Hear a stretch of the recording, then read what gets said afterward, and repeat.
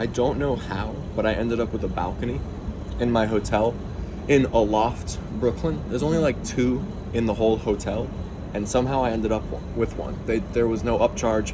I didn't request a balcony or anything, but hey guys, Zach Joachim here, Richmond Times-Dispatch, coming at you from my balcony in Brooklyn in my hotel. I'll give you a look around. It's been pretty cool to stay here. Huge tip of the cap to a loft.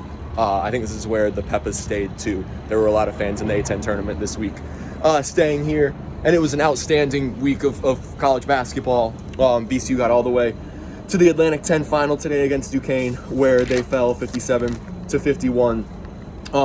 A magical run for VCU, the VCU team that's had so much turbulence, so many ups and downs throughout a season of transition, such a reconstructed roster, a new coaching staff, to get to this point.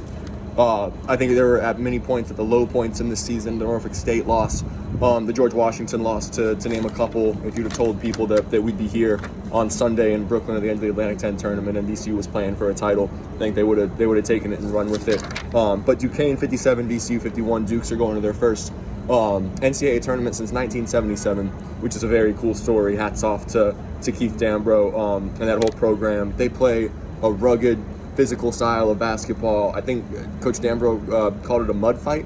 It sounded like from the Duquesne reporters they were using that terminology with him in the press conference. And I think that's how he likes to refer to how his team plays. And I mean, frankly, this was a very similar game to when these teams met at the Siegel Center. And Duquesne won by 10. I think the final was 69-59, I want to say, in that game.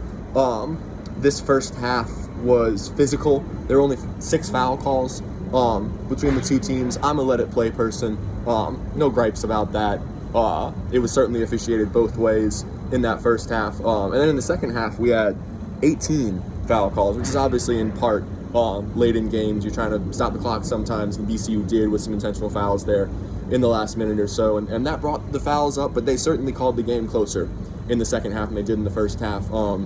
And calling it loose favors a physical Duquesne team that wants to hand check and get in your face. And VCU led the A10 in free throw percentage and makes this season. And so in that second half, when they started to call the game a little tighter, I think it certainly helped VCU get back into the game, because it was such a bad start. What was it, 36-22 at halftime, I want to say. VCU led 2-0 after a Christian Furman push shot to open play, and that was their only lead of the game. Duquesne stormed back and took control after that. There was a moment, though, in that second half that I used and led with in my story that I'm sure all of you have seen now, where some streamers started to fall from the ceiling in Barclays Center with like 17 and a half minutes to go in the second half. It was very premature. The Atlantic 10 told us after the game that was not human error. Nobody like pushed a button or anything. It was just an arena malfunction.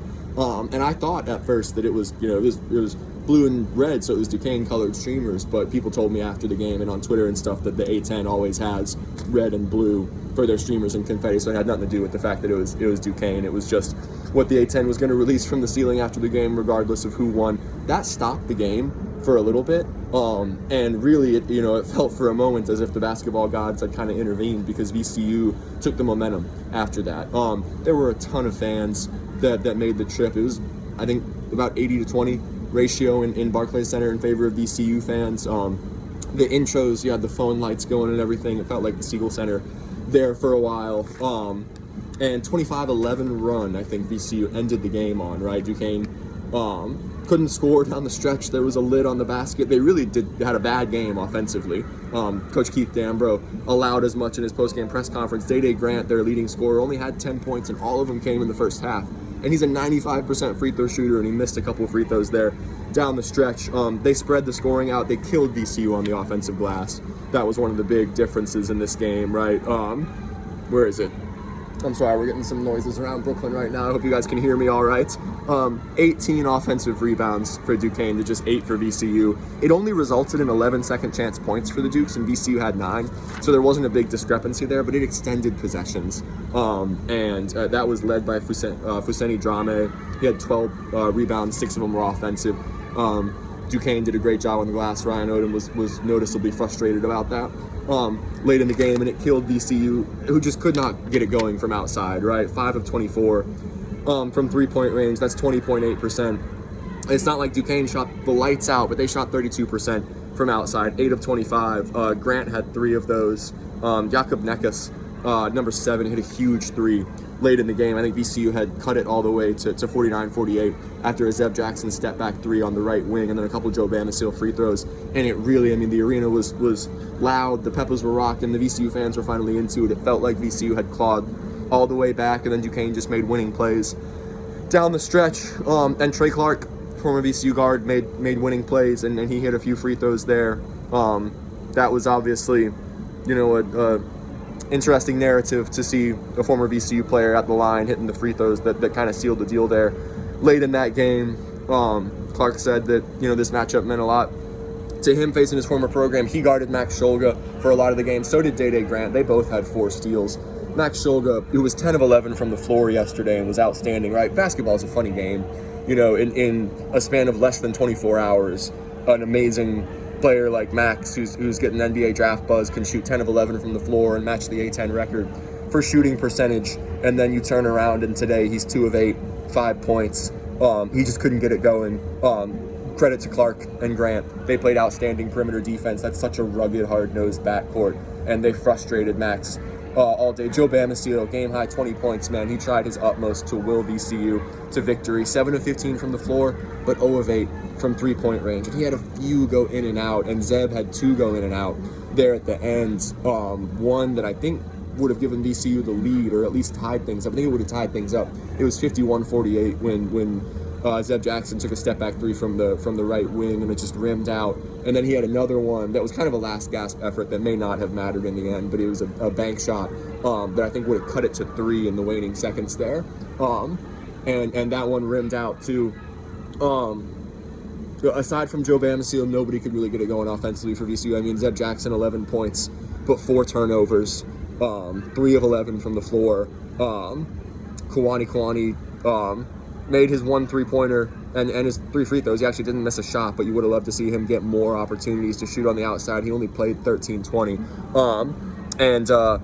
Christian Furman only had those 2 points after the push shot at the beginning there. I'm sorry, the wind's blowing my stat sheet around on my balcony at in Brooklyn. I stole one of the signs, by the way, as you can see behind me. They're always a very cool keepsake. I swear it fell off the wall in the media room of its own accord, and then I just decided to give it a new home. So that's coming back to Richmond with me. That's always a cool keepsake. They give them away too at the end, honestly. The A10 was giving out towels and cups, and usually if you ask the attendees if you can take one of the signs that's hanging on the wall, then they let you. I just got a day ahead and took it yesterday because I knew there was going to be a scramble for them today and didn't want to have to deal with that. On the day of the championship, there's not a whole lot else to say here. Looking at the stat sheet, Sean Bairstow, only 3 points. 6 rebounds, 2 assists. They shut him off well. Grant and Clark's quickness was too much for him. How many turnovers did Bairstow have? He only had 1 turnover, but it was a costly one very late in that game when he was bringing the ball up the floor in a clutch situation, and I think it was Clark that just picked his pocket in the backcourt. I mean, VCU won the second half 29-21. You know, they started to get into the game, but it was just too little too late down the stretch of a game that Duquesne led for 38-40. And VCU only led for 48 seconds, right?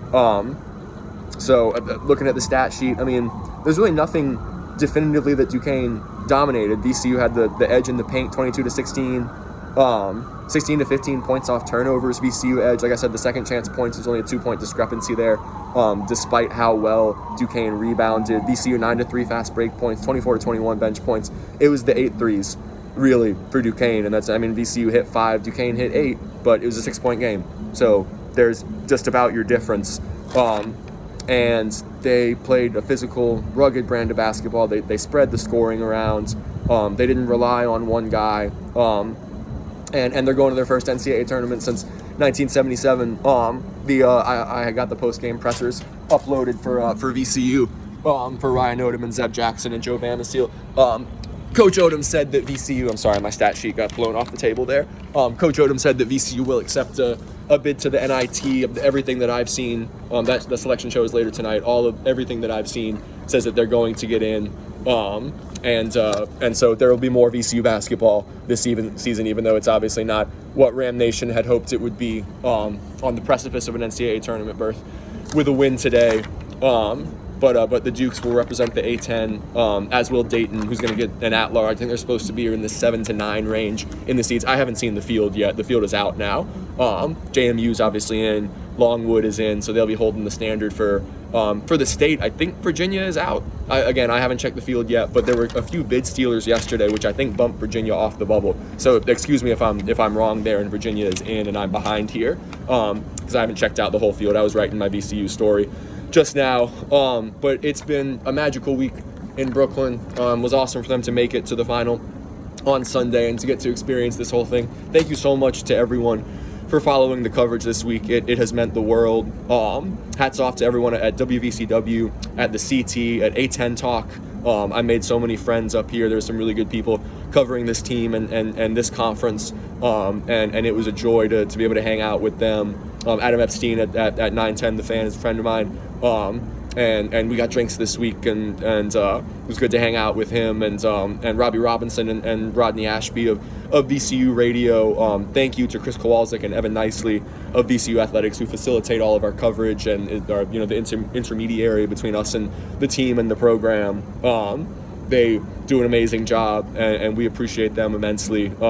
It's been a joy to be up here. I'm heading back to Richmond tomorrow, but I think as the sun sets here in Brooklyn, I'm going to finish up everything and make sure that the sports section is good to go for tomorrow, and then hop on the subway and get up to Central Park, because I love Central Park to death. And I'm going to go try and get a walk around there before it gets too late here. I'm going to take the Amtrak back to Richmond tomorrow morning from Penn Station. So thank you so much again to everyone for following the coverage. Notes: Zach Joachim said he has not made a decision on his future yet. He was asked about it in the post-game press conference. And although he went through the senior day process and was honored at VCU on that day, he said he doesn't know if he's done yet. He has 1 year of eligibility remaining. That's a guy that, a lot of people in and around the VCU program love for him staying through the coaching turnover and being one of just 5 returning players this year. He's really been kind of the glue, leadership-wise, of the culture of this program, with so much turnover and so many new faces this year. To be critical, it's the turnovers. 16 turnovers. Duquesne had 13, but 16 for VCU. They just didn't take good enough care of the basketball today. People will start looking ahead to the future and to next year. A lot of question marks with who's going to be back. We know Joe Bamasteel will be back. We know Brandon Jennings, St. Christopher Sr., who had an outstanding year with the Saints. Look for some more coverage coming up about him when we release the All-Metro team, the high school basketball All-Metro team for the area here in a couple weeks. That's a little teaser. Nothing's been announced there yet, but Brandon will obviously be a part of it, which is very cool for a local kid, for our purposes, and frankly for my purposes, as a kid who's covered Brandon for a few years at St. Chris, and now he's joining the program that I cover. That's going to be very cool. Kwani, Sean Bearstar out of eligibility. They've with the NIT will play their last games in a VCU uniform. Aside from that, we don't know if Zeb Jackson's going to be back. Joe